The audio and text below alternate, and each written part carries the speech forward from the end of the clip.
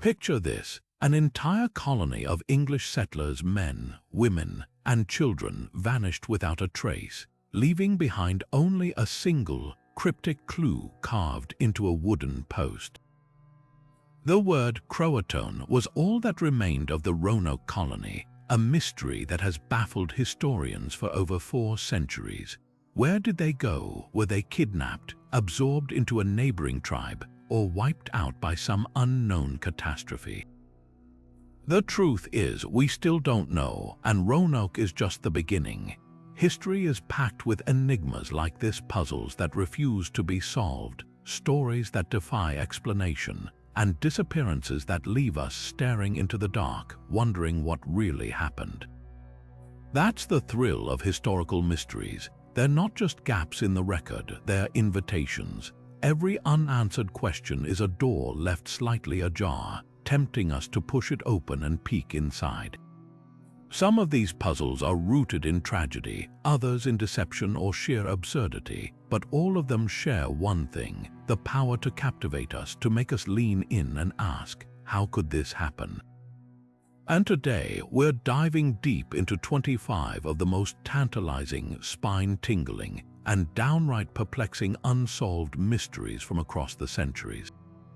From lost civilizations to cryptic codes, from vanishing ships to unexplained artifacts, these are the stories that keep historians up at night.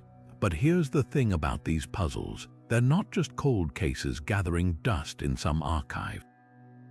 They're alive. Every few years, someone uncovers a new clue, re-examines an old theory, or stumbles upon a piece of evidence that turns everything we thought we knew on its head.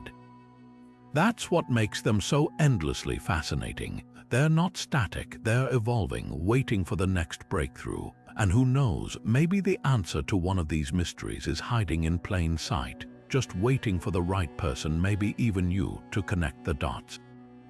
So, if you're ready to step into the shadows of history and explore the questions that still haunt us, let's begin, because some stories aren't finished yet. And the next chapter could be written by anyone, even you. The year was 1587 when Governor John White returned to the Roanoke Colony after a desperate supply trip to England, only to find the settlement eerily empty. Over 100 men, women, and children gone. No signs of struggle, no hastily buried bodies, just abandoned homes and that single ominous word carved into a wooden post: CROATOAN. The name belonged to a nearby island and the native tribe that lived there, but what did it mean? A clue left behind in hope of rescue, or a chilling warning? For centuries, theories have swirled like fog over the Carolina coast. Some believe the settlers, starving and desperate, integrated with the CROATOAN people, weaving their fate into the fabric of local tribes. Others whisper of darker endings, a massacre by hostile forces or a desperate flight into the wilderness that ended in tragedy. But here's where it gets even stranger. Decades later, European explorers reported encountering indigenous people with distinctly European features, even speaking fragments of English. Could these have been the descendants of Roanoke's lost colonists? Modern archaeology hasn't given up the hunt. Soil samples, ground-penetrating radar, and excavations on Hatteras Island, where the CROATOAN once lived, have turned up tantalizing clues: a 16th-century signet ring, fragments of English pottery mixed with indigenous artifacts. Yet the full story remains just out of reach, like a half-remembered dream. Why does this mystery endure? Because it's not just about a missing village. It's about the fragility of human survival, the collision of cultures, and the haunting question of how an entire community can vanish without a trace. Every broken pottery shard, every faded map edge whispers another possibility. And until the last clue is uncovered, Roanoke will keep pulling us back into its enigma, daring us to solve it. If the lost colony of Roanoke leaves us staring into the fog of history, the Voynich Manuscript plunges us into an even deeper abyss of confusion. Discovered in 1912 by a Polish book dealer named Wilfrid Voynich, this bizarre 15th-century book looks like something ripped from the pages of a medieval fantasy. Its vellum pages crawl with strange, looping handwriting in an alphabet no one recognizes, accompanied by illustrations that defy explanation: naked women bathing in green liquid, plants that don't resemble any known species, and celestial charts mapping unknown constellations. For over a century, the world's top codebreakers have tried and failed to crack its secrets. Cryptographers from both world wars, including teams that broken the Nazi Enigma machine, turned their skills to the Voynich without success. Even modern artificial intelligence has taken a swing at it, analyzing word patterns and letter frequencies, only to hit the same dead end. The manuscript's language doesn't match any known linguistic structure, leaving experts divided. Is it an elaborate cipher, a lost language, or an elaborate hoax designed to baffle future generations? The theories are as wild as the illustrations themselves. Some believe it's a pharmacopoeia of forgotten herbal remedies, its odd plants possibly encrypted to protect medical knowledge. Others argue it's an alchemist's notebook filled with coded recipes for the philosopher's stone.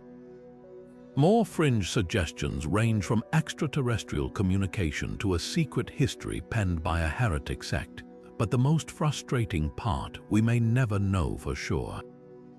Carbon dating confirms the book's age. It's genuinely medieval, but that only deepens the puzzle. If it's a hoax, it's one crafted with astonishing dedication. It's hundreds of pages following consistent grammatical rules despite being nonsense. If it's real, why has no one in 600 years ever deciphered even a single sentence? Perhaps the Voynich Manuscript's greatest power isn't in its unanswered questions, but in how it exposes the limits of human knowledge. In an age where we can sequence DNA and photograph black holes, this crumbling book still whispers, there are things you do not understand. And that's why it endures, not as a riddle to be solved, but as a reminder that history's most fascinating stories are the ones that refuse to end. Buried beneath the waves for 2,000 years, the Antikythera mechanism emerged from a shipwreck off the Greek coast in 1901, looking at first glance like nothing more than a lump of corroded bronze. But when archaeologists painstakingly cleaned its fragments, they uncovered something astonishing: an intricate mesh of interlocking gears, precisely calibrated dials, and inscriptions in ancient Greek so advanced that scholars initially assumed it couldn't possibly belong to its time. This wasn't just an artifact, it was a machine, one that predated devices of comparable complexity by over a millennium. Dubbed the world's first analog computer, the mechanism's purpose was as breathtaking as its craftsmanship. X-ray scans and three-dimensional reconstructions revealed a device capable of predicting lunar and solar eclipses, tracking the positions of the 5 known planets, and even accounting for irregularities in the moon's orbit, a feat of engineering so precise it rivaled the accuracy of 18th-century clocks. The Greeks called it a moon calculator, but its functions suggest something closer to a portable cosmos, a celestial guide that could model the heavens with turn of a hand crank. Yet for all its sophistication, the Antikythera mechanism raises more questions than it answers. Who built it? The astronomer Hipparchus has been suggested, given his work on lunar motion, but there's no definitive proof. Why was such advanced knowledge concentrated in a single device, only to vanish for centuries afterward? And most hauntingly, how much more of this ancient technological brilliance has been lost to time? The debate over its purpose only deepens the intrigue. Some argue it was a teaching tool designed to demonstrate the harmony of the heavens. Others believe it served a practical role in navigation or agriculture, its predictions helping sailors and farmers align their work with celestial cycles. A more provocative theory suggests it was tied to the timing of the Olympic Games, its dials marking not just planetary movements but the 4-year cycle of the sacred games themselves. What makes the Antikythera mechanism so revolutionary isn't just its complexity, it's how it shatters our assumptions about the ancient world. We tend to think of technological progress as a straight line, with each generation building on the last. But here was a device so ahead of its time that it forces us to reconsider everything. If the Greeks could craft something this advanced, what else were they capable of? And if this single artifact survived by chance, how many other marvels now lie buried, erased by war or decay? The mechanism's survival is a fluke, preserved only because the ship carrying it sank, locking its secrets in the sea. Without that accident, we might never have known such sophistication existed. It's a humbling reminder that history isn't just the story of what's been found, it's the shadow of all that's been lost. And perhaps that's the real lesson of the Antikythera mechanism. The past is far stranger and far more brilliant than we'll ever fully understand. Stretching across the arid plains of southern Peru, the Nazca lines are one of history's most awe-inspiring riddles. These enormous geoglyphs, etched into the desert floor over 2,000 years ago, form a sprawling gallery of shapes, some geometric, some zoomorphic, visible only from high above. Giant spiders, hummingbirds with wingspans wider than a jumbo jet, spirals stretching for miles, and perfect triangles that align with mathematical precision. But here's the twist: the Nazca culture that created them had no known way to view their work from the air. So why would anyone craft art they could never see in full? Theories about the line's purpose are as vast as the desert they occupy. Some researchers argue they were celestial maps, their alignments tracing solstices or constellations to guide agricultural or religious cycles. Others see them as sacred pathways, walked by priests during rituals to commune with deities or ancestors. The most haunting suggestion that they were meant for eyes not human, offerings or signals to gods in the sky, their full forms only visible from the heavens. How the Nazca achieved such precision without modern technology only deepens the mystery. Using simple tools and careful planning, they removed the dark surface stones to expose the lighter earth beneath, creating clean, enduring lines. But without aerial perspective, how did they maintain proportionality over such staggering scales? Experiments suggest they may have used scaled-down models and ropes to plot designs before enlarging them. But even this doesn't fully explain the flawless execution of curves and angles across uneven terrain. Then there's the enigma of preservation. The Nazca Desert's windless, rain-starved climate has kept the lines intact for millennia, but their survival also feels improbably fortuitous. Were they designed with this stability in mind, or did their creators never imagine their work would outlast them? Modern technology has uncovered even more layers to the puzzle.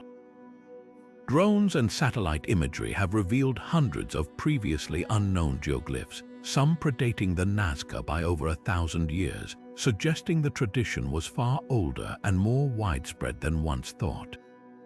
Yet each discovery raises new questions. Were these later adaptations of an ancient practice, a communal project spanning generations, or evidence of a lost knowledge system we've barely begun to decipher? The Nazca lines resist simple explanations because they're not just art or astronomy or ritual. They're likely all three, intertwined in ways we're still unraveling. They challenge our assumptions about ancient ingenuity and remind us that some cultures saw the world in ways we're only starting to grasp. And perhaps that's their enduring power, not in the answers they provide, but in the questions they keep alive, etched not just into the earth, but into the very way we think about the past. The Atlantic Ocean was eerily calm on the morning of December 5, 1872, when the crew of the British brigantine de Gracia spotted a ship drifting aimlessly near the Azores. Approaching cautiously, they hailed the vessel the Mary Celeste only to receive no reply. Boarding the ship revealed a scene straight out of a ghost story. The Mary Celeste was completely seaworthy, her sails slightly damaged but still set, her cargo of industrial alcohol untouched. There was food on the table, personal belongings in the cabins, even a cat curled up asleep, but not a single soul remained on board.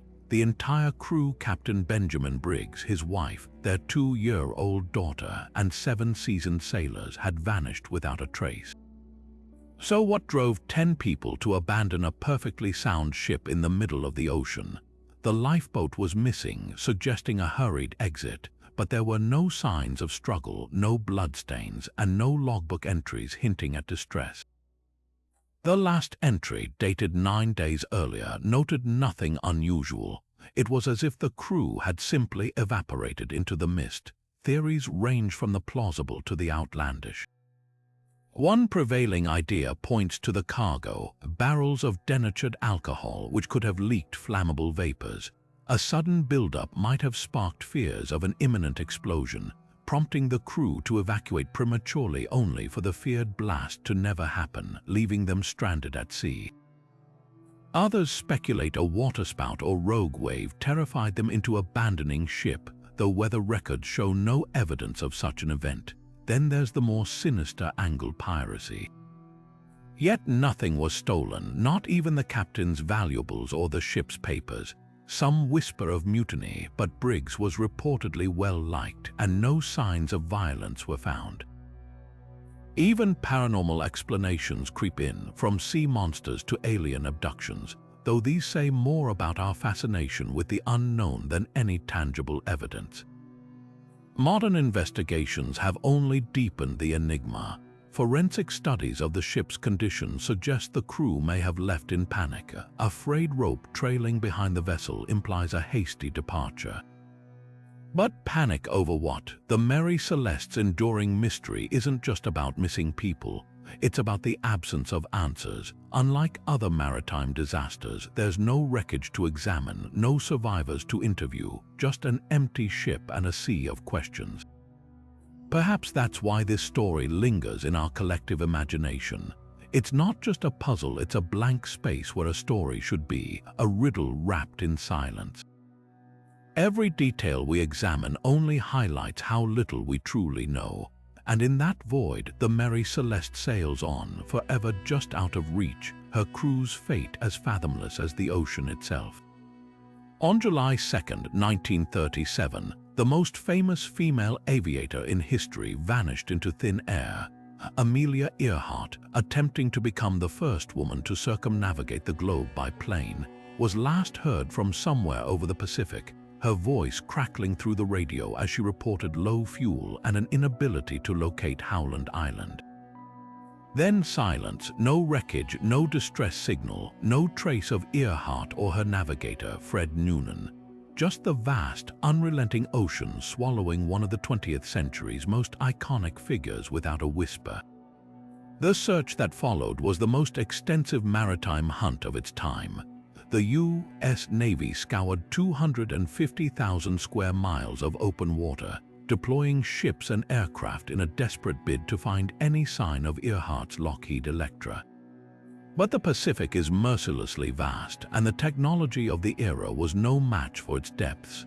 Officially, Earhart and Noonan were declared lost at sea, their fate chalked up to a tragic crash after running out of fuel.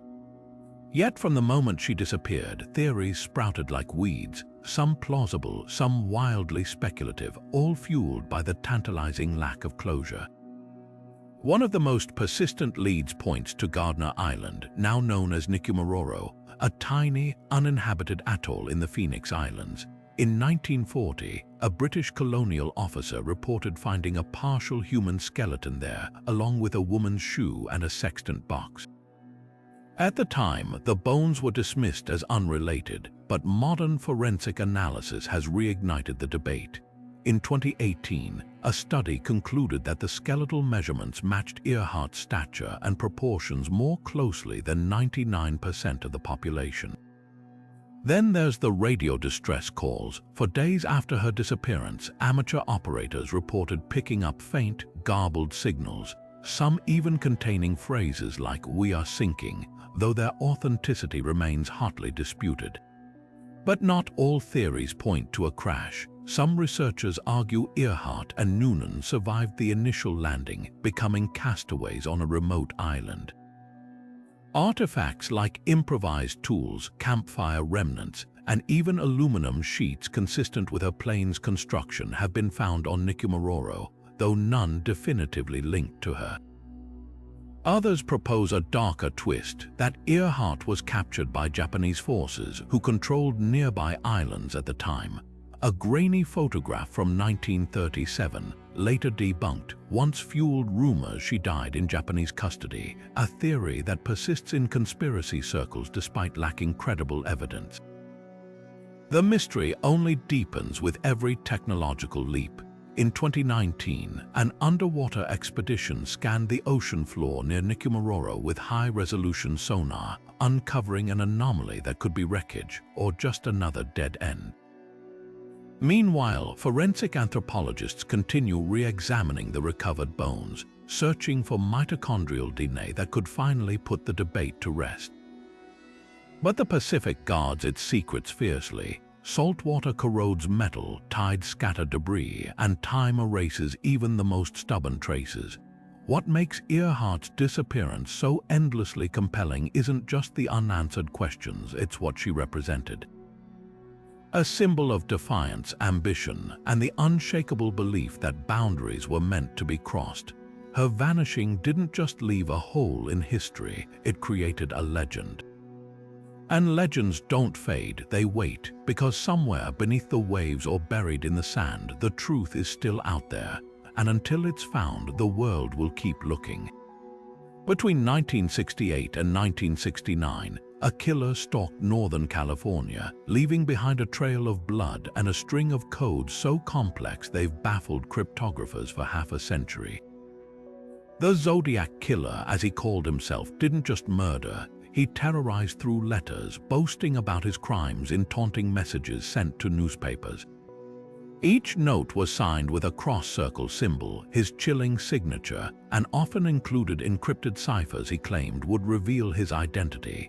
But here's the horrifying twist. Of the 4 major ciphers he sent, only 2 have ever been cracked. The others remain locked away in their cryptic language, daring anyone to solve them. The first cipher, known as the Zodiac's 340 cipher, was cracked relatively quickly by a high school teacher and his wife in 1969. It revealed the killer's grotesque motivation. "I like killing people because it is more fun than killing wild game in the forest." But the next cipher, the notorious Zodiac's 340 cipher, took 51 years to break, finally cracked in 2020 by a team of amateur codebreakers using a combination of pattern recognition and computational power. Its contents, a rambling, almost incoherent rant about the afterlife and collecting slaves for paradise. Yet even this breakthrough only deepened the mystery. Why were parts of the cipher garbled? Was it intentional misdirection or the work of a mind unraveling?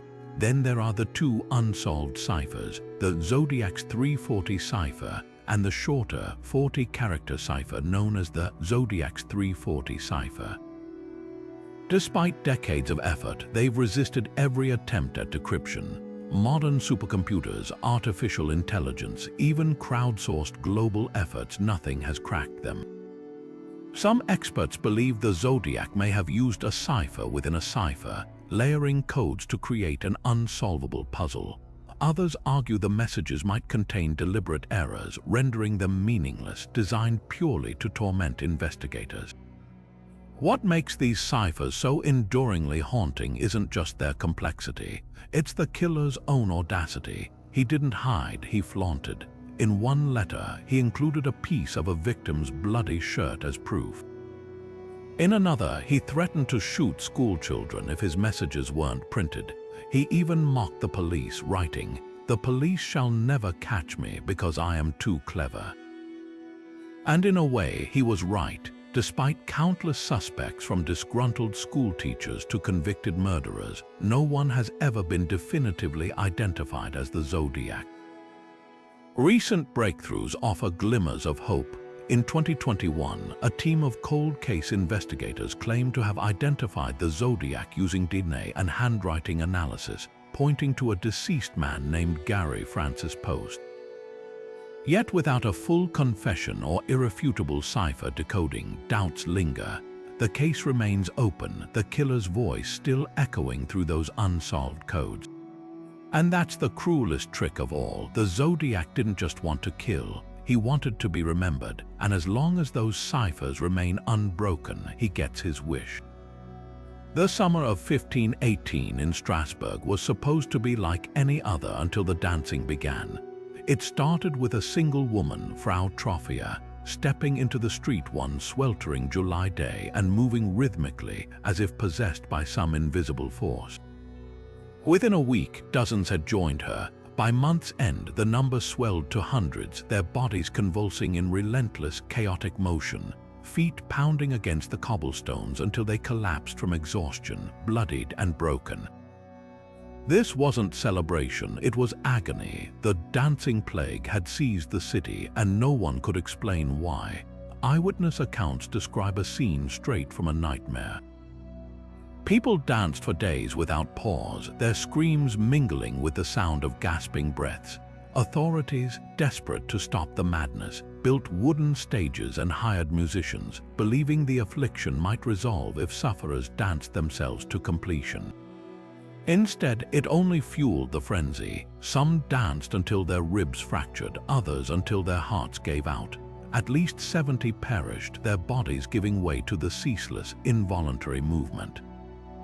So what caused this horrifying phenomenon? The leading theory points to ergot poisoning, a fungal infection of rye grain that produces LSD-like toxins. Ergotism, or St. Anthony's fire, was common in medieval Europe and could trigger hallucinations, spasms, and psychosis symptoms that align eerily with the dancer's plight. But there's a flaw. Ergot poisoning typically causes gangrene and burning pain, neither of which were reported in Strasbourg. Others argue for mass psychogenic illness, a form of collective hysteria where stress and suggestion override reason. The 15th century was a time of relentless hardship, crop failures, famine, and rampant disease. In Strasbourg, the poor were particularly vulnerable, living under the shadow of feudal oppression.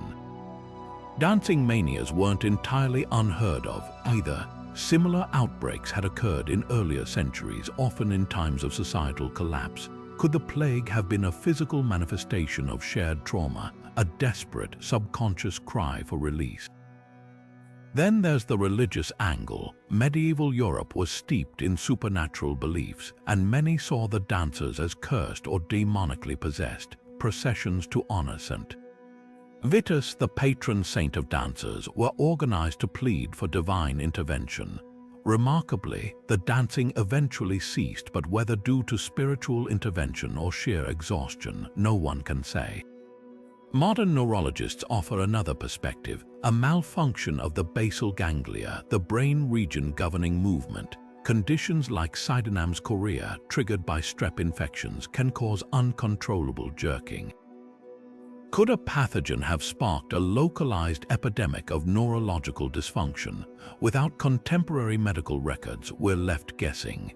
The dancing plague endures as one of history's strangest medical mysteries because it defies neat categorization.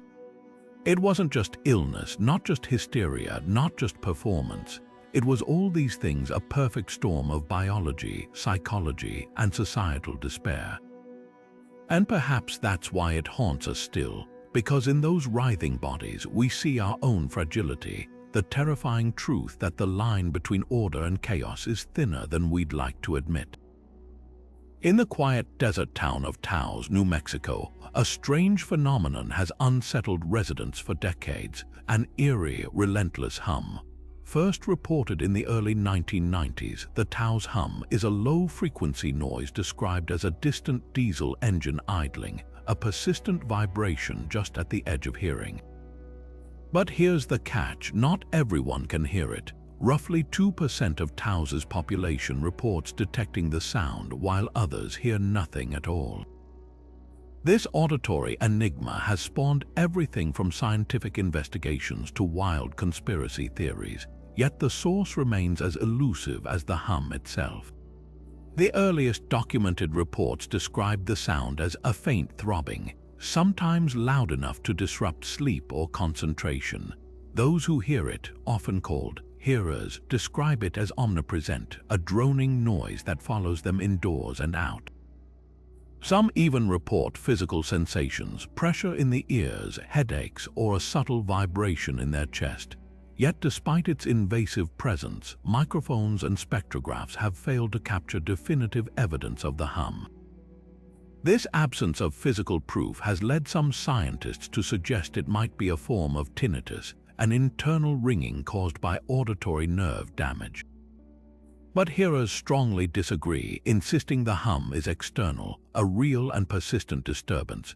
Research teams have descended on Taos multiple times, armed with sensitive audio equipment and questionnaires. In 1993, a study by the University of New Mexico and the Phillips Laboratories attempted to pinpoint the hum's origin, analyzing acoustic data and geological surveys. They found no measurable sound matching the descriptions, yet some participants could still detect it. One theory proposed that the hum might stem from very low-frequency VLEF waves. Sounds below 20 Hz often felt more than heard. Natural sources like seismic activity or atmospheric turbulence can produce VLF waves, but none were conclusively linked to Taos. Skeptics argue the hum is a psychological phenomenon, a product of expectation bias or heightened auditory sensitivity. After all, once news of the hum spread, more people began reporting it. Yet this doesn't explain why some hearers detected the sound long before media coverage began, or why it remains localized to certain areas. Others speculate about industrial causes, secret military operations, underground drilling, or power grid fluctuations. The town's proximity to the Los Alamos National Laboratory, a hub for classified research, only fuels these suspicions. Perhaps the most intriguing twist is that Taos isn't alone. Similar mysterious hums have been reported worldwide, from Bristol, England, to Largs, Scotland, and even as far as Bondi, Australia. Each shares the same maddening characteristics: a low-frequency drone heard by only a fraction of the population with no clear source. The Bristol hum and Windsor hum in Canada have also undergone extensive study, yet like Taos, they resist explanation. What makes the Taos hum so compelling isn't just the mystery of its origin, but what it reveals about human perception itself. Why do some people hear it while others don't? Is it a physical sound masked by ambient noise, or something deeper, a neurological quirk that tunes certain ears to frequencies others ignore? Until science can answer these questions, the hum lingers, a ghost in the auditory spectrum, humming its secrets just beyond our grasp, and for those who hear it, the mystery isn't academic. It's a sound without a source, a riddle without a solution, one that follows them, unrelenting through the desert night. One night in August 1977, an astronomer named Jerry Amon sat poring over data from Ohio State University's Big Ear radio telescope when he spotted something that made him grab a red pen and scrawl. Wow. In the margin, the printout showed a sequence of alphanumeric codes representing signal strength, normally a jumble of unremarkable noise. But this time, there it was, a narrowband radio burst so powerful, so anomalous that it spiked off the charts. Lasting exactly 72 seconds, the signal came from the direction of the constellation Sagittarius and matched precisely what scientists had theorized an extraterrestrial transmission might look like. Then, just as suddenly as it appeared, it vanished, never to be heard again. What made the wow signal so electrifying was its specificity. Unlike random cosmic static, it hit one precise frequency, 1420 MHz, part of the protected hydrogen line band where earthly broadcasts are forbidden. This frequency is significant. Hydrogen is the universe's most abundant element, a logical choice for any civilization trying to announce its presence. The signal's intensity peaked and faded in a way consistent with a distant, fixed source passing through the telescope's field of view, further ruling out terrestrial interference or equipment glitches. Yet despite decades of searching, no one has ever detected a repeat. The lack of recurrence fuels skepticism. Could it have been a passing comet reflecting radio waves, as one team suggested in 2017? The proposed culprit, Comet 266P Christensen, wasn't in the area at the time, an objection that sent researchers back to the drawing board. Others argue it might have been a military satellite or a rogue transmission slipping through radio silence, though no records match the event. Then there's the unsettling possibility that we caught a one-time beacon, a cosmic hello, sent by a civilization that either didn't wait for a reply or, worse, went silent before we could answer. SETI scientists still scan Sagittarius obsessively, hoping for another blip, but space is vast and 72 seconds is a whisper in an ocean of noise. The WOW signal endures as the closest we've come to potential contact, not because it proves anything, but because it refuses to be explained. It's a Rorschach test for the cosmos. You see what you want to see. For believers, it's proof we're not alone. For skeptics, it's a fluke. And for science, it's a reminder that the universe is full of voices. We just have to learn how to listen. Deep in Russia's Ural Mountains, a single tent stood torn open from the inside, its flaps whipping in the sub-zero wind like a distress flag no one would see in time. This was where the Dyatlov Pass incident began, a mystery so chilling, so layered in contradictions, that even 6 decades later, no explanation fully fits. In January 1959, 9 experienced hikers led by Igor Dyatlov embarked on what should have been a routine ski trek through the northern Urals. Weeks later, search teams would find their campsite in catastrophic disarray, the bodies scattered across the snowy wilderness under circumstances so bizarre they sparked everything from scientific debate to outright horror. The first red flag was the tent itself, slashed open from within as if the group had fled in sudden panic, leaving behind coats, boots, and supplies despite temperatures plunging to -30 degrees Celsius. Footprints suggested some hikers walked barefoot through the snow, others clad only in socks, unthinkable behavior for seasoned outdoorsmen. Then came the bodies, discovered in 3 gruesome clusters over months. 2 victims lay near a cedar tree, dressed only in underwear, their hands burned as if grasping at something scorching hot. 3 more were found closer to the tent, killed by hypothermia while trying to return. The remaining 4, buried under 12 feet of snow in a ravine, bore catastrophic internal injuries, one with a fractured skull, another missing her tongue and eyes, yet no external wounds to explain the trauma. Official Soviet investigators closed the case as a compelling natural force the hikers couldn't overcome. But what force? Avalanche theories dominated early, yet the slope was too gentle, and the tent showed no snow accumulation consistent with burial. Some pointed to infrasound, low-frequency waves from wind patterns that can induce panic, but this doesn't explain the physical injuries. More unsettling are the reports of orange spheres seen in the sky around the time of the incident, fueling speculation about secret military tests. Declassified documents reveal the area was used for parachute mines and rocket trials, raising questions about whether the hikers stumbled into a classified experiment gone wrong. Then there are the anomalies that defy any conventional explanation.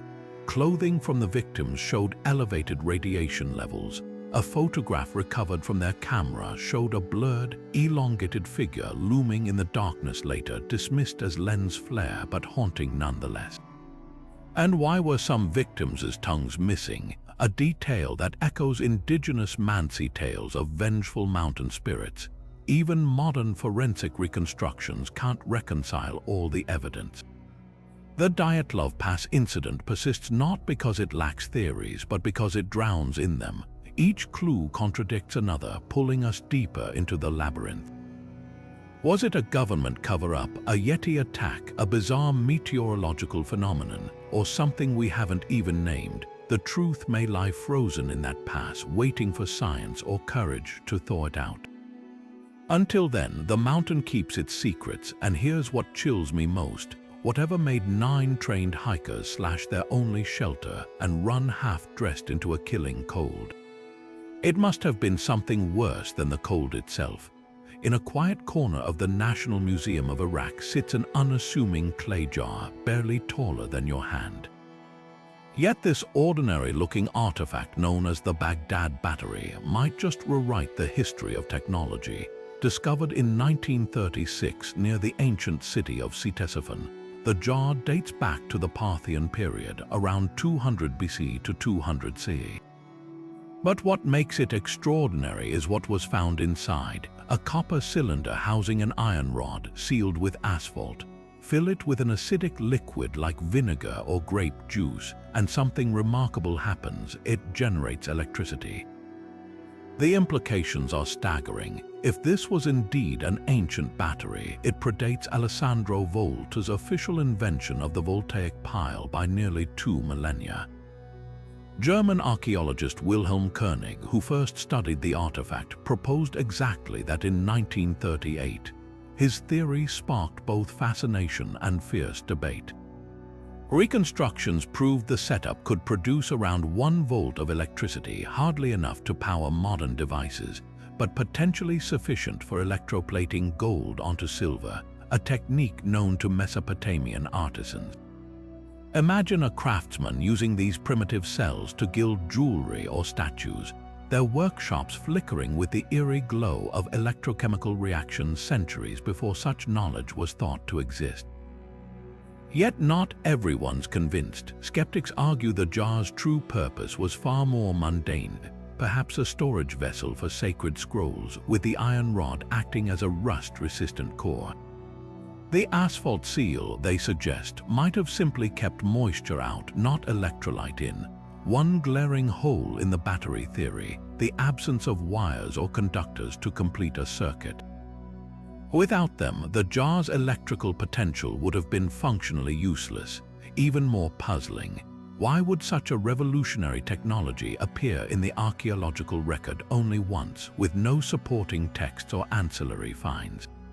Modern experiments have only deepened the mystery. In 2003, the Discovery Channel's Mythbusters successfully replicated the Baghdad Battery, using lemon juice as an electrolyte to electroplate a small figurine.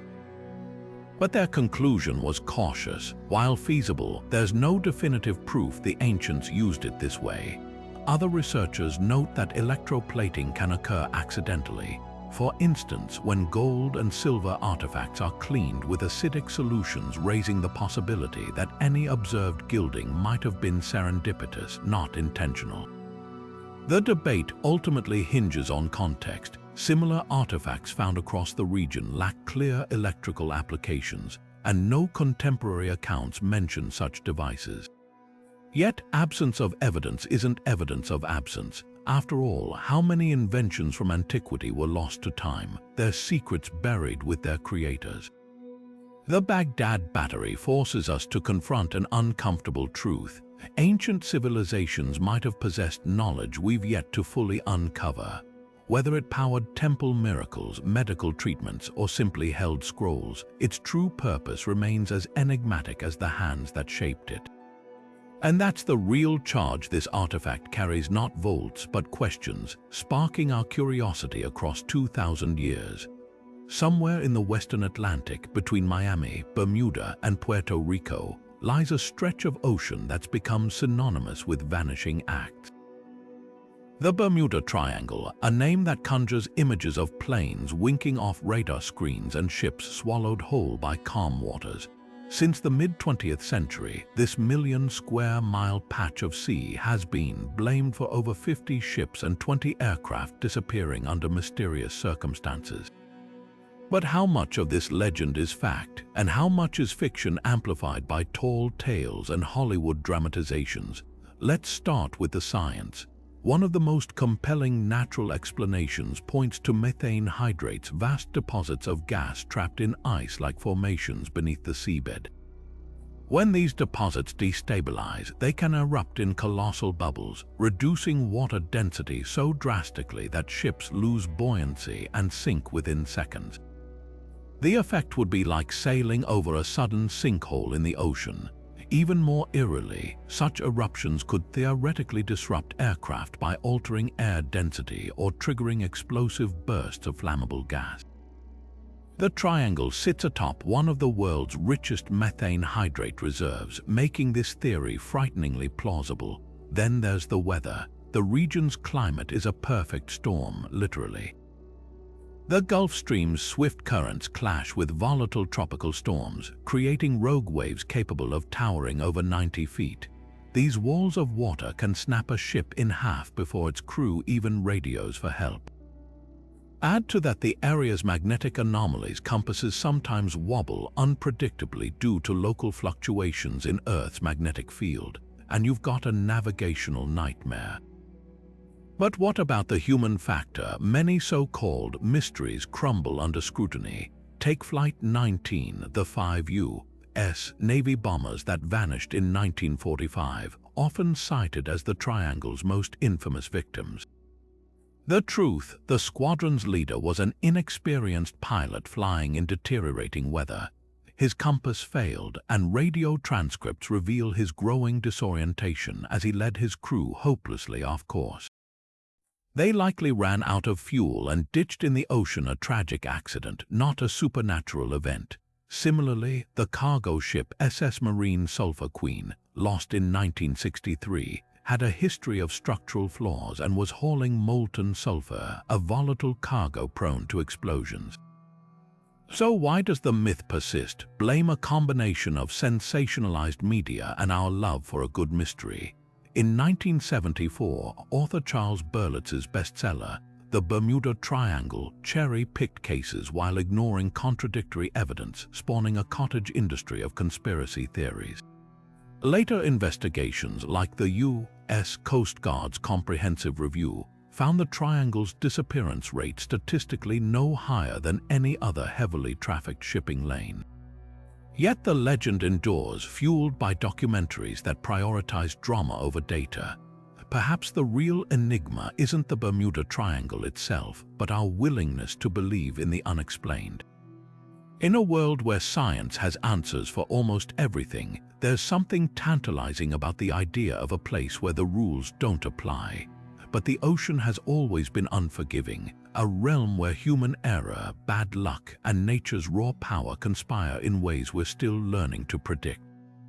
The Triangle's greatest trick, convincing us it's unique when in reality it's just as dangerous and just as ordinary as the rest of the sea.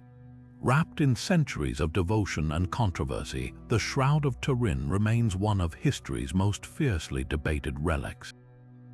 This 14-foot-long linen cloth, bearing the faint but unmistakable imprint of a crucified man's body, has been venerated by millions as the actual burial shroud of Jesus Christ. Yet its origins are anything but clear. The image, a haunting, negative-like impression of a bearded figure with wounds matching biblical accounts of the crucifixion, seems to defy simple explanation. Is it a miraculous artifact, an elaborate medieval forgery, or something stranger still? The shroud first appeared definitively in historical records in the 1350s, when a French knight displayed it in a small church in Liary. Almost immediately, skepticism arose. A bishop at the time accused the knight's family of secretly commissioning an artist to create the image, calling it cunningly painted. But the technology behind the shroud's creation is anything but simple. Modern scrutiny reveals the image isn't painted at all. It's a surface discoloration of the linen fibers with no traces of pigment or brush strokes. The coloration penetrates only the outermost threads, a phenomenon science still struggles to replicate convincingly. Then there's the carbon dating debacle.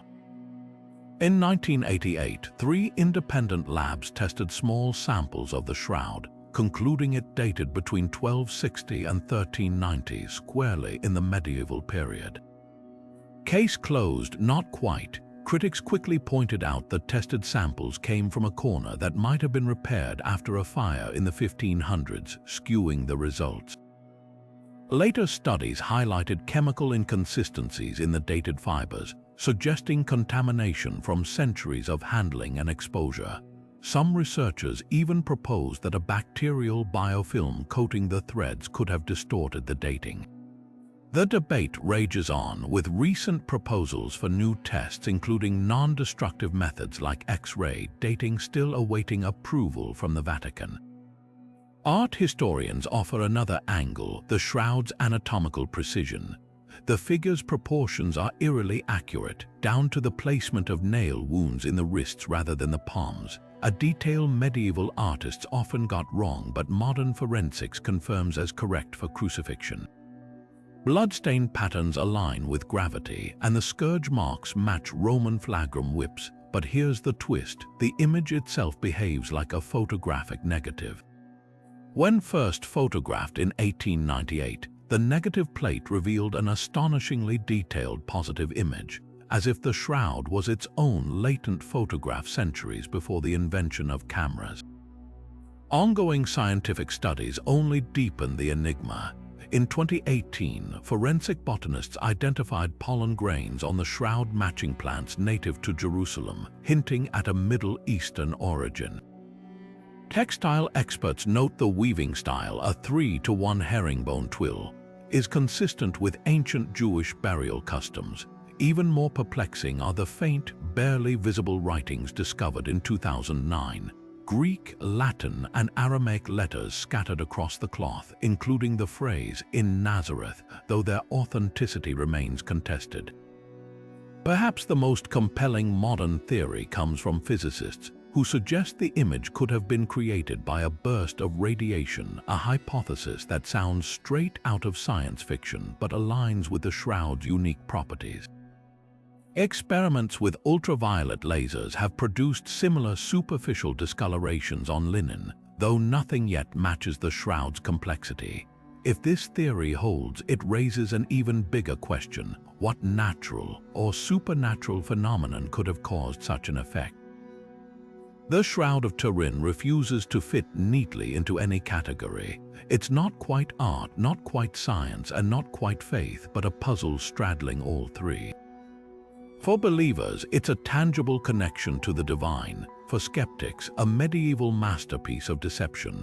And for scientists, an unsolved riddle that challenges our understanding of history, chemistry, and perhaps even the boundaries of the possible.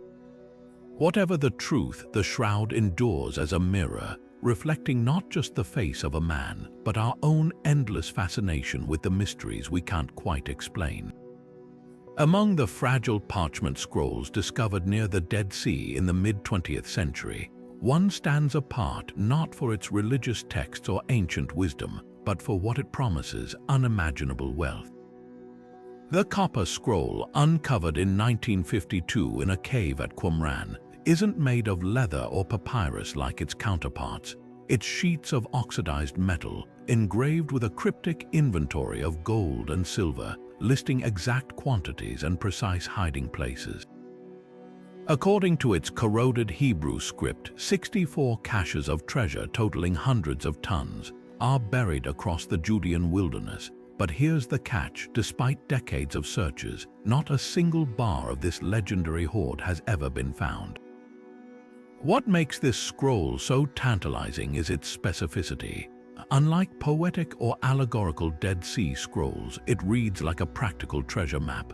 In the ruin that is in the valley of Acca, under the steps leading to the east, 40 talents of silver.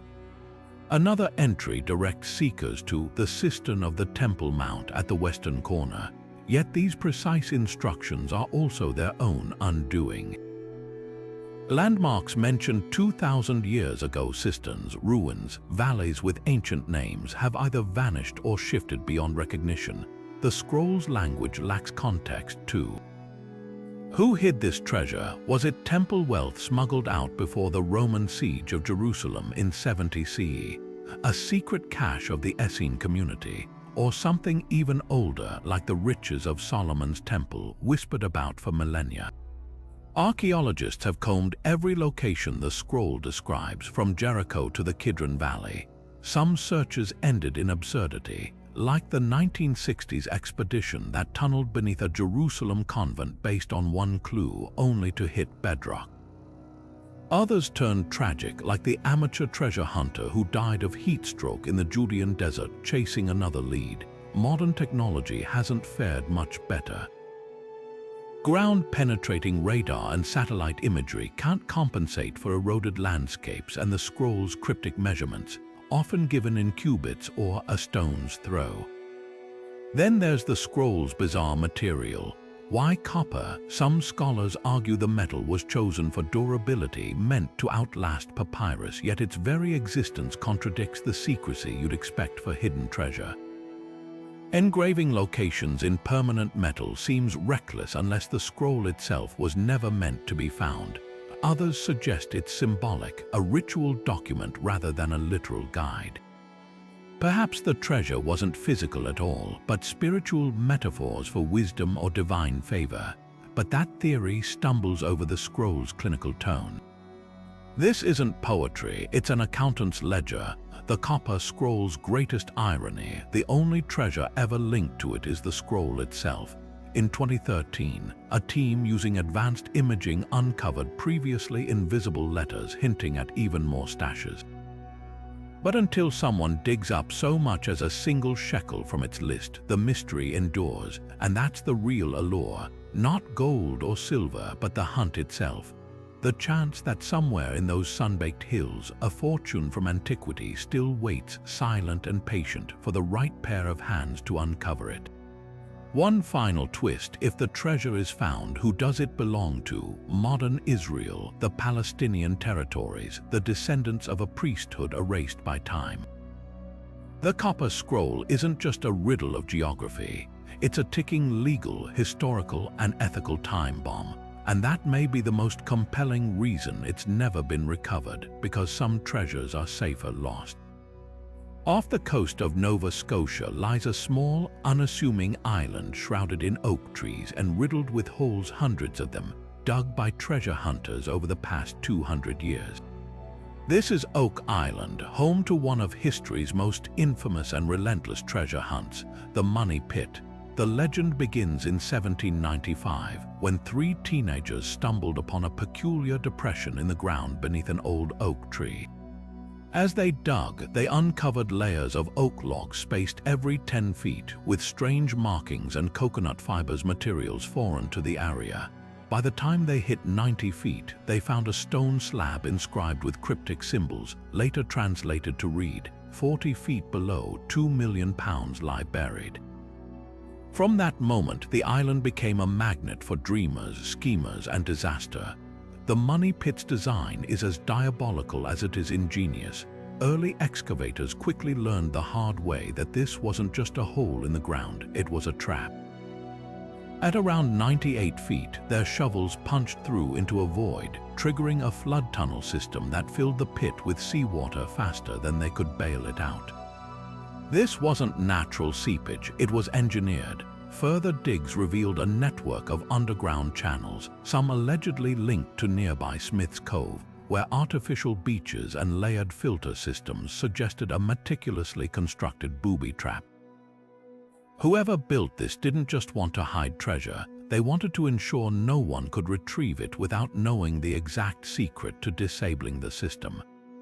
So who went to such lengths? Theories swing from the plausible to the fantastical. Pirate legends loom large, with Captain Kidd and Blackbeard often named as possible architects of the pit. Kidd in particular was rumored to have buried treasure where none but Satan himself could find it, a description that fits Oak Island's cursed reputation. But the most captivating theory ties the pit to the Knights Templar. Some researchers claim the Templars, fleeing persecution in the 14th century, transported sacred relics, possibly even the Holy Grail or Ark of the Covenant, to North America, burying them deep beneath Oak Island. Evidence, stone markers on the island allegedly align with Templar symbols, and the intricate flood tunnels mirror medieval engineering techniques. Yet for all the theories, the island remains stingy with its secrets. Over the centuries, the hunt has claimed fortunes and lives. In 1861, the Oak Island Association accidentally triggered a boiler explosion, killing one worker. In 1897, another excavation collapsed, nearly drowning the team. Modern efforts haven't fared much better.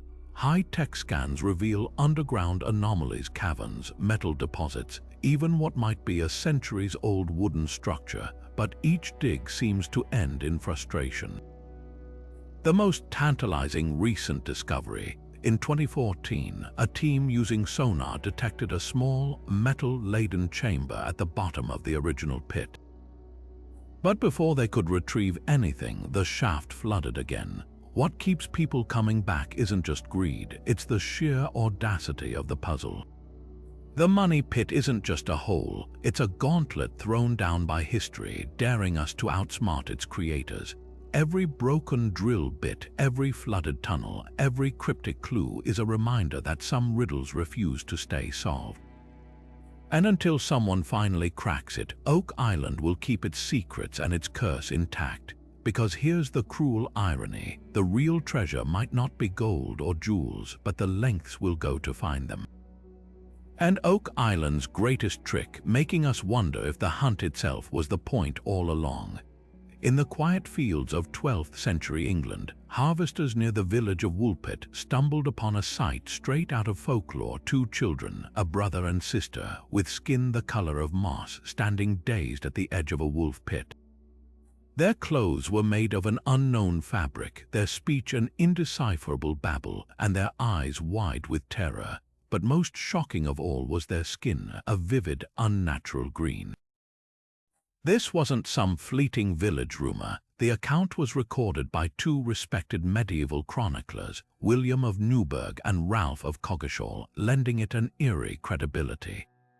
So who were these children, and how did they come to be there? The sibling story only grew stranger as the days passed. When taken in by local villagers, they refused all food until someone offered them raw beans, the only thing they'd eat at first.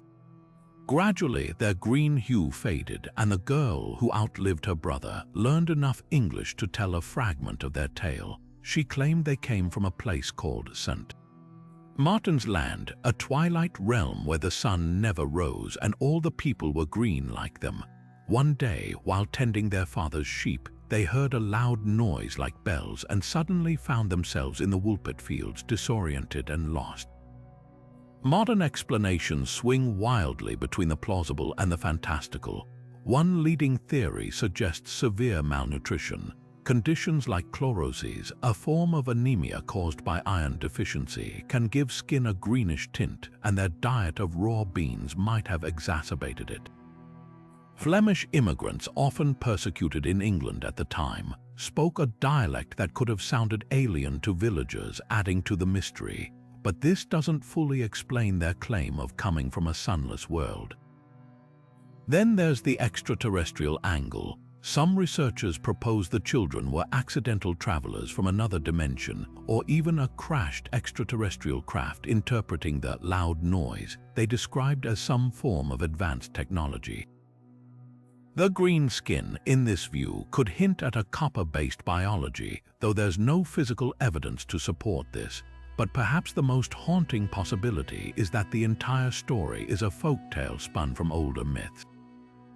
Celtic and Norse legends are filled with stories of fairy children or underground beings emerging into our world, often with green or unusual coloring.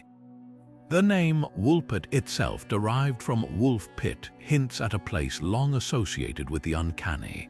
What makes the green children endure isn't just their bizarre appearance, but what they represent: a crack in the ordinary, a moment when the medieval world brushed up against something it couldn't explain. Whether they were starving peasants, lost travelers, or something far stranger, their story forces us to confront how easily the line between history and legend can blur. And in that ambiguity, they remain two figures caught between worlds, their green skin fading but never quite forgotten. The morning of June 30th, 1908, began like any other in the remote forests of Siberia until the sky split open. At 7:17 a.m., a fireball brighter than the sun streaked across the heavens, followed by an explosion so powerful it shattered windows hundreds of miles away, knocked people off their feet, and sent seismic shocks as far as England. When scientists finally reached the epicenter near the Tunguska River, they found 800 square miles of forest flattened like matchsticks, the trees radiating outward in a bizarre butterfly-shaped pattern of destruction. But here's what they didn't find: a crater, no impact site, no meteorite fragments, nothing but scorched earth and silence. For decades, the Tunguska event stood as one of nature's most terrifying enigmas. The force of the blast has been estimated at 10 to 15 megatons, roughly 1,000 times more powerful than the atomic bomb dropped on Hiroshima. Yet the absence of physical debris left scientists scrambling for explanations. The leading theory points to a stony meteorite or comet fragment exploding in midair, vaporizing before it could hit the ground. At an altitude of 3 to 6 miles, the heat and pressure would have turned the object into a superheated fireball, unleashing a shockwave capable of leveling forests without leaving a crater. Supporting this, later expeditions found microscopic silicate and magnetite spheres embedded in the soil, possible remnants of a vaporized space rock. But skeptics aren't satisfied. Some argue the explosion patterns don't perfectly match an airburst, noting that certain trees at the epicenter remained standing while those farther out were toppled. Alternative theories range from the speculative an extraterrestrial spacecraft suffering a catastrophic malfunction to the downright bizarre, like Nikola Tesla's alleged experiments with wireless energy transmission gone awry. Even more unsettling is the work of Russian researchers who, in the 1970s, reported finding unusual radiation levels in the area, fueling whispers of a natural nuclear explosion or antimatter collision. Then there's the comet angle. In 2013, Ukrainian scientists proposed that the culprit wasn't a meteorite at all, but a fragment of comet Enkidu, a celestial body known to shed debris in Earth's path. The timing aligns with the Beta Taurid meteor shower spawned by Enkidu's tail. If true, it would mean Tunguska was a preview of a larger threat, a reminder that cometary debris could still pose a catastrophic risk. Why does this century-old explosion still captivate us? Because it's a terrifying glimpse of our planet's vulnerability. Had the object arrived just 4 hours later, it would have wiped out St. Petersburg. Today, with advanced asteroid tracking systems, we like to think we'd see such a threat coming. But Tunguska is a humbling counterpoint, a reminder that the universe can still surprise us with violence we don't fully understand. And the next time the sky lights up with such fury, we might not be so lucky. Buried in the ashes of a Minoan palace on the Greek island of Crete lies one of archaeology's most stubborn riddles, the Phaistos disk. Discovered in 1908 by Italian archaeologist Luigi Pernia, this palm-sized clay disc, dating back to the 2nd millennium BCE, is covered in spiraling symbols pressed into the clay with individual stamps. Animals, plants, human figures, and abstract marks spiral inward like a linguistic whirlpool, 241 signs in total, arranged in 61 groups. But here's what makes it extraordinary. Not a single one of these symbols has ever been definitively deciphered, and no other artifact like it has ever been found. At first glance, the disc seems like it should be solvable. The symbols are clearly organized, grouped in a way that suggests words or phrases, and the use of stamps implies a system of writing advanced enough to require movable type, a concept not seen again until Gutenberg's printing press 3,000 years later. Yet every attempt to crack its code has hit a wall. Early researchers hoped it might be a form of Linear A, the undeciphered script used by the Minoans, but comparisons showed no overlap. Others proposed links to ancient Anatolian or even Egyptian hieroglyphs, but the symbols refused to conform to any known language family. The authenticity of the disc has sparked debate too. Some skeptics argue it's an elaborate hoax, pointing to its isolated discovery and the lack of similar finds. But thermoluminescence dating confirms its age, and the symbols show we're consistent with millennia of burial. If it's a forgery, it's one crafted with inexplicable precision and no clear motive. Linguists have tried every tool in their arsenal. Statistical analysis reveals the symbols repeat in patterns that suggest a syllabic or logographic system, but without a bilingual Rosetta Stone to compare it to. Progress stalls. One tantalizing theory suggests the disc might be a religious hymn or curse, with the spiral representing a labyrinth, a potent symbol in Minoan culture. Another proposes it's a board game or calendar, though these ideas struggle to explain the apparent phonetic groupings. Then there's the mystery of its isolation. Why would such an advanced form of stamped writing appear once, then vanish without a trace? The Minoans left behind frescoes, pottery, and sprawling palaces, but not a single other stamped document. Was the disc a prototype, a sacred object, or the work of a lone artisan whose innovation died with them? Modern technology offers slim hope. High-resolution scans have mapped the symbol's depths and angles, revealing subtle details invisible to the naked eye. Some researchers speculate artificial intelligence might one day detect patterns humans can't, but even AI needs data, and the disc remains stubbornly unique. What lingers isn't just frustration, but awe. The Phaistos disc isn't just a puzzle, it's a whisper from a civilization that thrived when Mycenae was young and Athens unborn. Its symbols stare back at us, silent but insistent, as if to say, you think you know the past, there are stories here you've yet to hear. And so the disc waits, its secrets coiled tight, daring us to listen. On a fog-choked London morning in August 1888, the body of Mary Ann Nichols was found lying in Bucks Row, her throat slashed so deeply she was nearly decapitated. By November, 4 more women, all impoverished residents of Whitecapel's squalid alleys, would meet similarly gruesome fates, their bodies mutilated with anatomical precision. The killer, who signed taunting letters to police as Jack the Ripper, vanished without a trace, leaving behind a trail of gore and speculation that still captivates and eludes us today. What makes these crimes so uniquely haunting isn't just their brutality, but the Ripper's chilling modernity. He exploited the darkness of gaslit streets, the anonymity of a crowded slum, and even the nascent press, manipulating newspapers to amplify his infamy.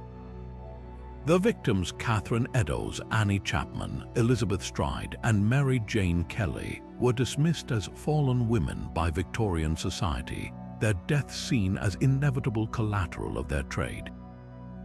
Yet the Ripper's surgical knowledge suggested something far more calculated, a killer who might have walked among the elite by day, returning to the shadows by night. Forensic science should have solved this case long ago. Modern criminal profiling points to a man familiar with anatomy, likely a surgeon or butcher, given the swift, precise excisions of organs like the uterus and kidneys. Some wounds even hint at medical training, with incisions avoiding major arteries to prolong his grim work. Yet Victorian policing was shockingly rudimentary. Evidence was mishandled, bloodhounds brought in to track the scent were let loose in the wrong alley, and potential witnesses were never properly interviewed. Even the infamous "From Hell" letter, accompanied by half a human kidney, was lost for decades, its potential DNA evidence degraded beyond use. The suspect list reads like a who's who of Victorian notoriety. There's Aaron Kosminski, a Polish barber institutionalized for madness, whose DNA was controversially linked to a shawl near one crime scene, though critics argue the garment's provenance is dubious. Or Montague John Drute, a barrister and teacher who drowned himself weeks after Mary Jane Kelly's murder, leaving behind no confession but ample speculation. More outlandish theories implicate royalty itself. Prince Albert Victor, the unstable grandson of Queen Victoria, rumored to have fathered illegitimate children in Whitecapel. Then there's Francis Tumblety, an American quack doctor with a hatred of women, whose flight to New York coincided with the killing's end. Yet none of these theories fully satisfy. Kosminski's alleged madness doesn't explain the Ripper's calculated behavior. Drute left no evidence tying him to the crimes. The royal conspiracy crumbles under scrutiny. Albert Victor was reportedly elsewhere during key murders. Even modern technology hits walls. Fingerprint analysis is impossible without intact prints, and the few surviving artifacts are too contaminated for reliable DNA testing. The Ripper's greatest trick wasn't just his savagery, it was his timing. He struck in an era when police had no understanding of crime scene preservation, when blood typing was decades away, and when the socially invisible could disappear twice over, first in life, then in death. Perhaps the Ripper's enduring grip on our imagination lies in what he represents, the terror of the unknowable. In an age of surveillance and genomics, where even a speck of dust can place someone at a scene, the idea that a killer could vanish into the fog feels impossible. Yet Jack did. His legend thrives in that gap between what we can solve and what slips forever through our fingers, a reminder that some shadows, even after a century and a half, refuse to be lit. Deep in the jungle-shrouded ruins of Central America, treasure hunters in the 19th century claimed to uncover objects of impossible craftsmanship, human skulls carved from flawless quartz crystal, so precise they seemed to defy the tools of their time. These so-called crystal skulls quickly became some of the most hotly debated artifacts in archaeology, sparking wild theories from lost civilizations to extraterrestrial gifts. But beneath their shimmering surface lies a web of deception, mystique, and a truth far stranger than fiction. The most famous of these skulls, the Mitchell-Hedges skull, emerged in the 1920s, supposedly discovered by adventurer F. A. Mitchell-Hedges beneath a collapsed temple in Belize. With its detachable jawbone and uncanny lifelike detail, it was hailed as a relic of the ancient Maya, except no credible evidence tied it to the site. Decades later, scientific scrutiny exposed a different story. Microscopic analysis revealed telltale marks of modern rotary tools, not the hand-carving methods of pre-Columbian artisans. Even more damning, the quartz itself was likely sourced from Brazil or Madagascar, continents the Maya never reached, yet the skull's legend only grew. Believers pointed to their alleged supernatural properties. Some claimed they emitted strange lights or sounds, others that they held healing energies or visions of the future. New Age circles latched onto them as Atlantean relics or interdimensional communication devices. Pop culture amplified the myth, from Indiana Jones films to conspiracy lore, painting them as fragments of some ancient global network.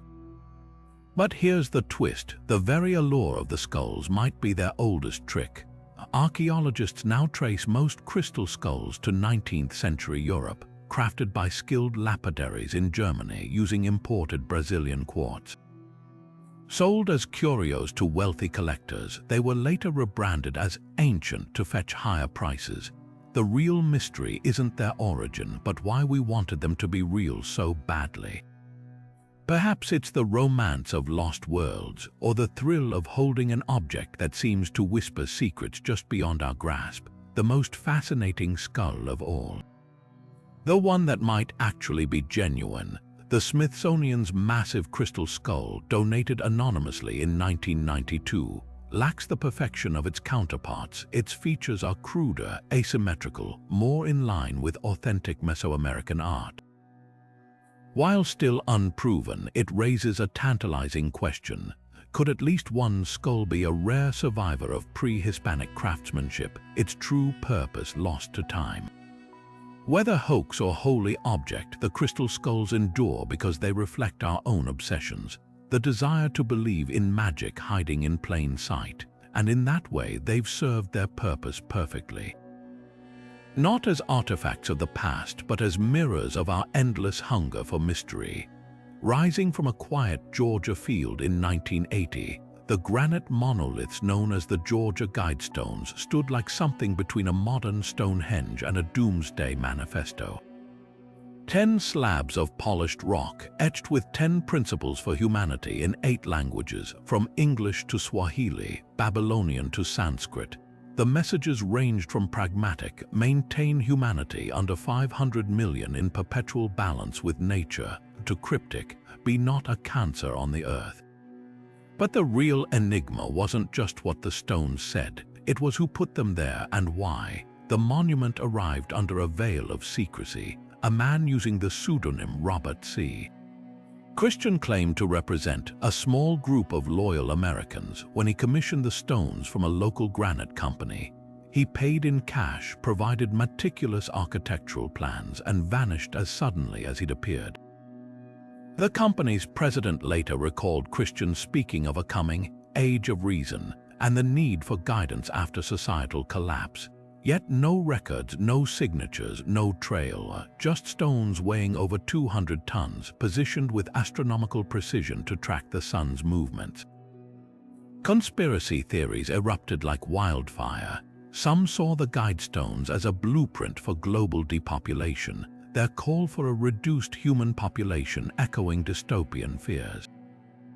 Others whispered of occult connections, pointing to the stone's alignment with solstices and its mysterious reference to a repository beneath them, though excavations found nothing.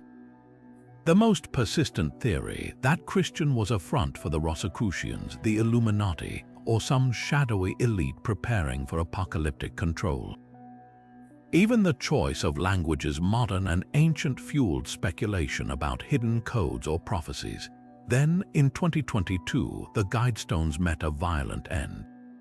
An explosion shattered one slab before the entire structure was demolished by authorities, citing safety concerns after the blast. The act only deepened the mystery. Who bombed them? A fringe group rejecting their message, or someone ensuring their secret stayed buried?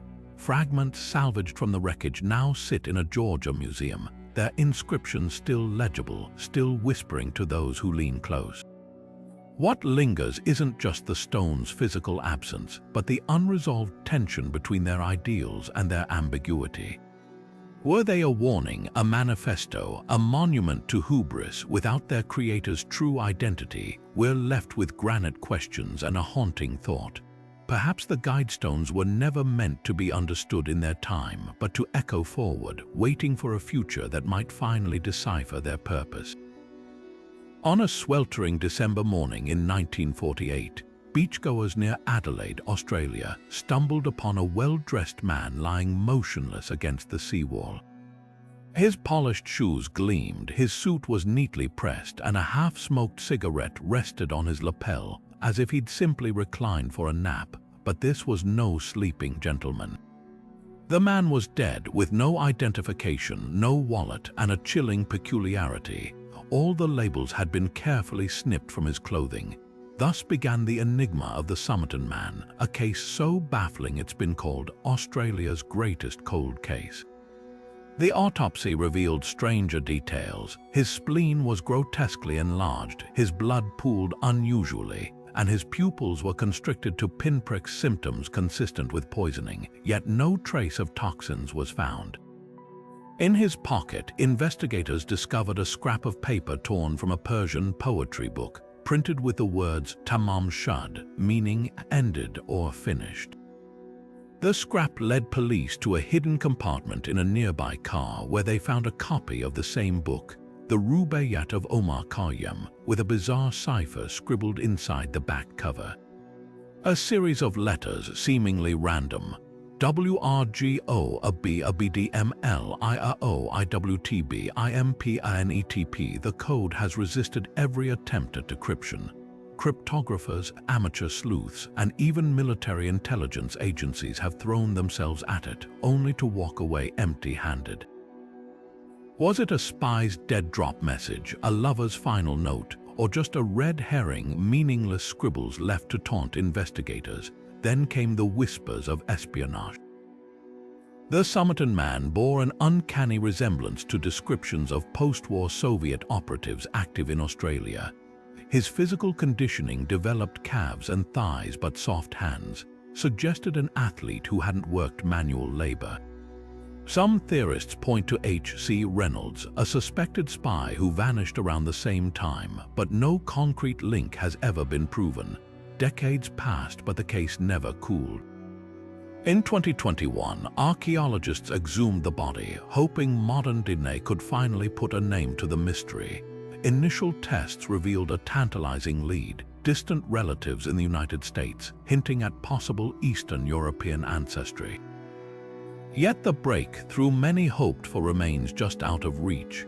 Without a direct familial match or historic immigration records to bridge the gap, the Somerton man's identity slips through science's fingers like smoke.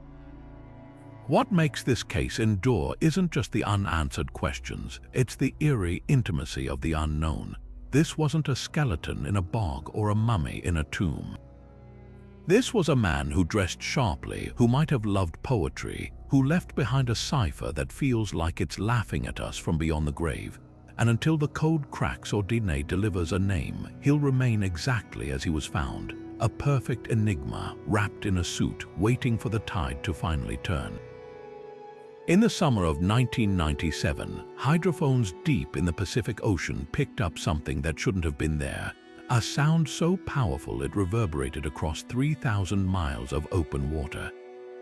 Dubbed the bloop by baffled scientists at the National Oceanic and Atmospheric Administration, this ultra-low frequency pulse lasted just over a minute, oscillating at a frequency that made it feel more like a living breath than a geological event.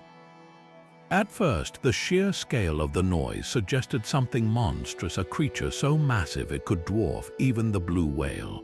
The ocean, already hiding 95% of its depths from human eyes, seemed to have coughed up an acoustic enigma that defied every known law of marine biology.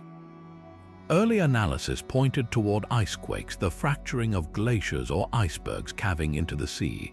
These natural phenomena produce similarly low-frequency rumbles, and the bloop's epicenter was traced near the remote ice shelves of Antarctica. But there was a problem. The sound's waveform didn't quite match. Icequakes tend to be jagged, chaotic bursts, while the bloop had an eerie, almost organic structure. A slow rise and fall in amplitude that mirrored the vocalizations of marine mammals, albeit on a scale never before recorded.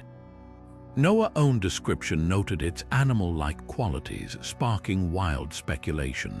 Could this be evidence of a colossal, undiscovered predator lurking in the abyss? The deep sea, after all, is the last frontier of zoological discovery. Only 5 years before the bloop, researchers had stumbled upon the megamouth shark, a 20-foot-long filter feeder that had somehow evaded detection until 1976. If such a large creature could hide for so long, what else might be down there? Cryptozoologists latched onto the idea of a relic plesios, or a supersized squid, while more cautious scientists floated the possibility of an unknown whale species. But even the largest blue whales, whose calls can travel hundreds of miles, produce sounds a fraction of the bloop's intensity. For context, the bloop's energy was comparable to a naval sonar blast, except no sonar pulse undulates like a living thing. Then came the twist. By 2012, advances in acoustic monitoring allowed NOAA to re-examine the data with sharper tools. The verdict: the bloop's signature aligned almost perfectly with icequakes after all, specifically, the sound of a massive iceberg fracturing and grinding against the seafloor. Case closed, not quite. Skeptics noted that while later blips, similar sounds detected in subsequent years, were definitively tied to ice, the original bloop's waveform retained subtle anomalies. Icequakes don't typically produce tonal shifts, the bloop did. And why, if it was just ice, did the sound emanate from a region with no major ice activity at the time? The most compelling counterargument isn't biological but psychological. We want the bloop to be a creature, the idea that something so primal, so vast, could still be waiting in the darkness speaks to our deepest fascination with the unknown. The ocean doesn't give up its secrets easily. Even the colossal squid, once the stuff of sailors' nightmares, wasn't photographed alive until 2004. The bloop, then, is more than a sound. It's a Rorschach test to some. It's proof that the age of discovery isn't over. To others, a reminder that nature's raw power can still mimic the impossible. And for NOAA, it's a lesson in humility. Sometimes the simplest explanation is correct, but only if you're willing to ignore the chill running down your spine when you listen to that recording and swear, just for a second, that it sounds like it's alive.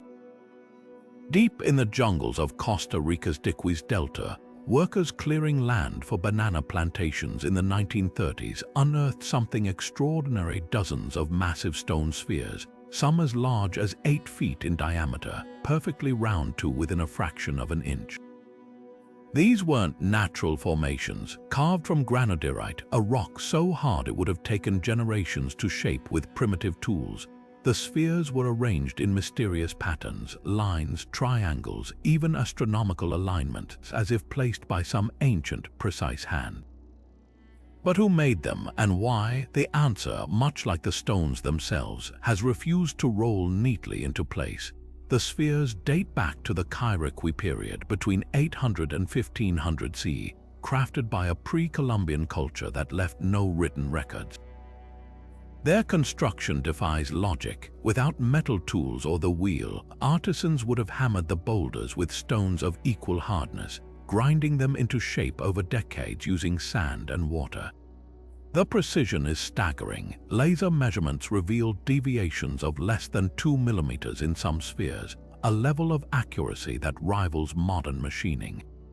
How did they achieve such perfection? One theory suggests they used wooden scaffolds and ropes to rotate the stones during carving, while others propose they were shaped by fire and sudden cooling to fracture away imperfections. Yet no tools or workshops have ever been found near the sites, leaving the methods as enigmatic as the creators themselves. Purpose is another labyrinth. Some spheres cluster near former village sites, suggesting they were status symbols for chiefs or markers of sacred spaces. Others align with celestial events. One group points to the sunrise during the summer solstice, hinting at an astronomical calendar. More tantalizing are the legends passed down by local Boruca people, who speak of the spheres as relics from the time of the gods, or even navigational aids for celestial visitors. Stories that, while fantastical, underscore how thoroughly these objects resist mundane explanation. Then there's the mystery of their dispersal. Originally numbering over 300, the spheres were looted, moved, or vandalized over centuries. Some were rolled into ravines, others dynamited by treasure hunters convinced they hid gold. A few even ended up as lawn ornaments in government buildings, stripped of their original context. This scattering has made it nearly impossible to reconstruct their true arrangements, erasing clues like a puzzle with half its pieces tossed into the wind. Modern technology offers faint hope. Ground-penetrating radar has revealed buried spheres still in their original positions, and three-dimensional mapping may yet uncover hidden patterns. But until we decipher the intent behind their placement, the stones remain a silent testament to a sophistication we're only beginning to grasp. They're not just artifacts, they're a challenge, daring us to understand a vision of the world so different from our own that even their simplicity feels alien. And perhaps that's their ultimate purpose, not to answer our questions, but to remind us how much we'll never know. From the vanished settlers of Roanoke to the undeciphered symbols of the Phaistos disc, these 25 unsolved puzzles aren't just gaps in history, they're invitations. Each one is a door left slightly ajar, daring us to push it open and peer inside. Think about it, a 15th century manuscript written in a language no one recognizes, an ancient battery that shouldn't exist, an entire colony disappearing without a trace except for a single word carved into wood. These aren't just cold cases gathering dust in some archive. They're alive, evolving with every new discovery, every stubborn clue that refuses to fit neatly into place. What ties them all together isn't just their mystery, it's what they reveal about us. The way we refuse to let the past stay silent, how we'll spend centuries obsessing over a cipher, a shadowy figure in a photograph, or a sound in the ocean depths that defies explanation. These puzzles expose our hunger for answers, but also our willingness to sit with the unknown, to let some questions linger because the chase is just as thrilling as the solution. And here's the beautiful part, you're part of this story too. Maybe you've stood under the Nazca lines, wondering how ancient people crafted art they couldn't see. Maybe you've lost hours down a rabbit hole about the Dyatlov Pass or the Voynich Manuscript, turning theories over in your mind like puzzle pieces. That's the magic of these enigmas. They don't belong to historians or scientists alone. They belong to anyone who's ever looked at the world and thought, wait, that doesn't make sense. So tell us which mystery keeps you up at night, the Taos hum. The Green Children, Jack the Ripper's vanishing act. Drop your favorite theory in the comments and let's keep the conversation going, because history's greatest puzzles aren't meant to be solved in isolation. They're collective projects passed from one curious mind to the next, and if you're as hooked as we are, don't forget to subscribe. There are plenty more historical head-scratchers where these came from, and the next one might just be your new obsession. After all, the past isn't finished talking yet, and neither are we.